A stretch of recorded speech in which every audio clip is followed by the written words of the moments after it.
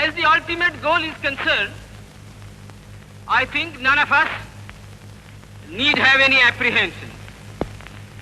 None of us need have any doubt. But my fear, which I must express clearly, is this. Our difficulty, as I said, is not about the ultimate future.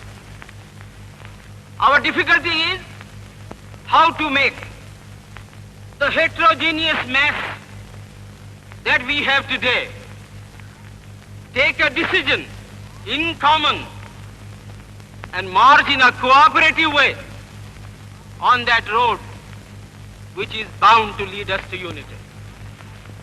Our difficulty is not with regard to the ultimate. Our difficulty is with regard to the beginning. Mr. Chairman, therefore, I like a strong, united center.